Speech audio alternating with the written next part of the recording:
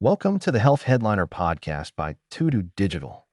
Our content is informational only and not medical advice. Please consult your provider. Now, let's dive into today's headlines. Okay, let's get into this. You hear about the brain-eating amoeba, right? Naegleria fowleri. And you instantly think, probably, okay, someone swimming in a warm lake, maybe a river. It's, incredibly rare, terrifying stuff. Absolutely. Usually linked straight to those natural freshwater spots. But what if a case, a really tragic one, doesn't involve swimming at all? What if the suspected way it happened points to something, well, something seemingly everyday, like rinsing your sinuses? And that's exactly where the sources we're looking at today take us. We've got a public health report, the kind you'd see from the CDC, like in their Notes from the Field series, and a related health news piece. Right. And they detail this case that just, well, it really makes you rethink where the risk might lie. Yeah, definitely broadens the picture. So our mission here for this deep dive is to really unpack these sources. We want to understand the specifics of this awful case out of Texas. Piece together what the investigators actually found. Exactly. And, most importantly, figure out what lessons this might hold for, well, for all of us, really, about water safety where we might not expect it. Okay, so the organism itself, Naegleria fowleri. It's a tiny single-celled creature, a protozoan, Okay. lives freely in certain environments. And yeah, it gets that horrible nickname brain-eating amoeba because of the disease it causes. And where does it normally hang out?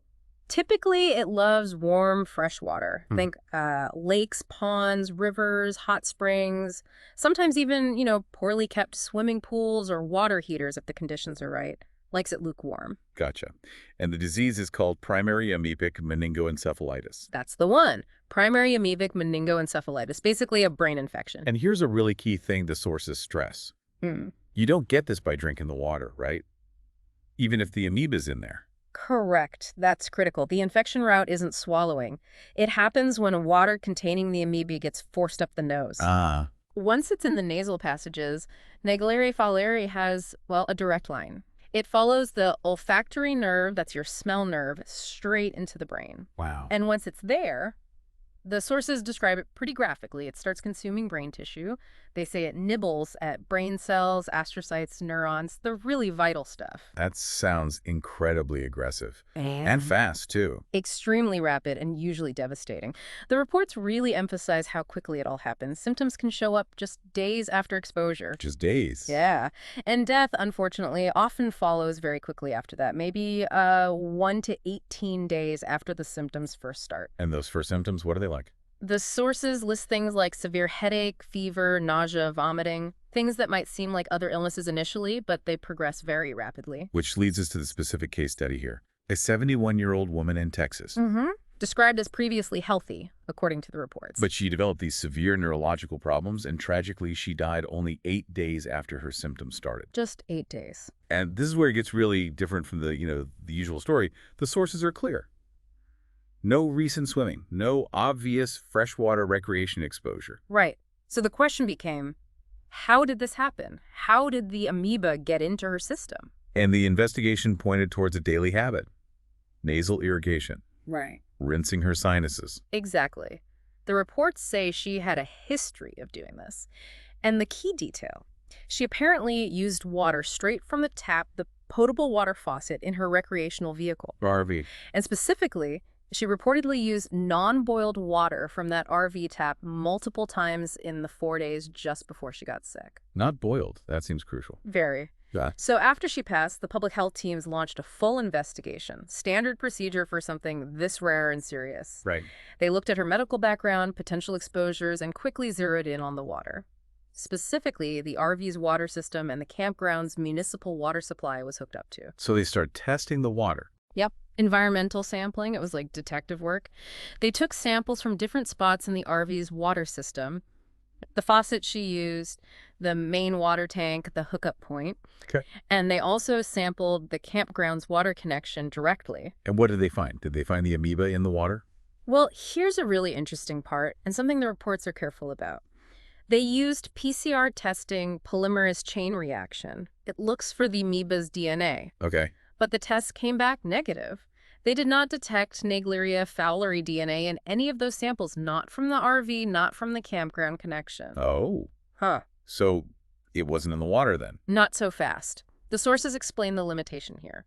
These samples were taken about 23 days after she last used that water for rinsing. Ah, okay. That's quite a delay. Right. And Naegleria fowleri, while it can survive, might not stick around in detectable numbers for that long, especially if the system was used or flushed out in the meantime. So a negative test later doesn't absolutely mean it wasn't there at the time of exposure. That makes sense. It's a snapshot taken later. So the absence of evidence isn't evidence of absence, basically. Precisely. But the investigation didn't just look for the amoeba itself, they looked at the quality of the water in the RV system, and that's where things got really interesting. Okay, what did they find there? Two main things: disinfectant levels and turbidity. You know, chlorine or monochloramine is added to kill microbes. Right, standard practice. Well, in the RV's water system, the levels of both disinfectants were below the minimum levels recommended by environmental regulations. Not enough disinfectant. Okay, that doesn't sound good. And turbidity. What's that? Turbidity is basically how cloudy or murky the water is. It's caused by tiny suspended particles. Gotcha. And the turbidity levels in the water from the RV's tap were way higher than the standards for safe drinking water. Much cloudier than it should be. Why does cloudiness matter so much? Well, it's a key piece of the puzzle. The reports explain that high turbidity does more than just make water look bad. Those little particles can actually shield microbes, like Naegleria fowleri, from any disinfectant that is present. Ah, so the disinfectant can't reach them, like they're hiding. Exactly, hiding behind the microscopic crud, essentially. And what's more, high turbidity helps something called biofilm form inside the pipes and tanks. Biofilm.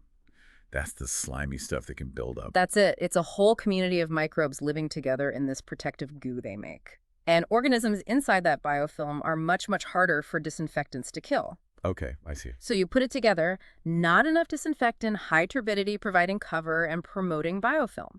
The RV water system basically created conditions where Naegleria fowleri could have potentially survived and even thrived, even if some disinfectant was there. So connecting the dots. Yeah. Even though they didn't find the amoeba in the later tests, the poor water quality in the RV, the low disinfectant, the high cloudiness, combined with the fact that she used this water for nasal rinsing.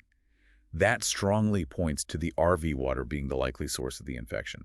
That's what the report suggests. That's the conclusion the evidence points towards, yes. This case really drives home that the risk isn't just swimming in a warm lake anymore. It's about any way contaminated water gets pushed up the nose. Nasal irrigation is a big one if you're not using the right kind of water. And it makes you wonder about the RV system itself. Did the amoeba get into the tank somehow? Or maybe it came from the campground water initially? The report mentioned the campground connection also had some turbidity. It's hard to pinpoint the absolute origin point into the RV system. Could be the tank, could be the source water connection. But the critical thing seems to be the conditions inside the RV's plumbing. The lack of proper maintenance or treatment within that specific system. Exactly. That created the hazard. It allowed a potential exposure during what seems like a harmless hygiene practice. It really shows how vital proper water treatment and maintenance are. Even in these smaller sort of private systems like RVs, they might not get the same scrutiny as big city water supplies. Absolutely. Which brings us to the recommendations. What do the sources say we should do, especially for people who rinse their sinuses? Yeah, this is the really practical takeaway. The public health advice here is super clear. Crystal clear. If you're doing nasal irrigation, you absolutely must use only certain types of water. Which are? Distilled water, sterile water, you can buy those, or water that you've boiled for at least 1 full minute and then let cool down completely. Boiled and cooled. Got it. Using regular tap water, whether it's from your house tap or, as in this case, an RV tap, is just strongly, strongly advised against for nasal rinsing. This case is a tragic illustration of why. Makes sense. Don't introduce anything potentially harmful directly into that sensitive nasal passage. Precisely. And for RV owners, the sources also recommend actually maintaining those water systems properly, cleaning them, flushing them, following whatever standards exist to keep microbial growth down. Right. It's not just about the water coming in, but keeping the system itself clean. Exactly. You know, it really makes you pause and think, doesn't it? How often do we consider the actual quality of the water in these sort of closed loops? Like an RV tank, or even maybe pipes in older homes. It's easy to take it for granted, assuming tap water is always safe for any purpose. This whole deep dive, looking at these sources, it's such a stark reminder. This invisible microbial world exists, and if conditions are right, maybe conditions we create by I don't know, not maintaining things properly, it can pose real dangers, even from routines we think are perfectly safe. It definitely makes you consider being just a bit more mindful about water and following those basic but clearly vital safety steps. Couldn't agree more. Vigilance even in the everyday. Thanks for tuning in to the Health Headliner podcast by To Digital. Like and subscribe for more health news and breakthroughs. Stay healthy and informed. See you next time.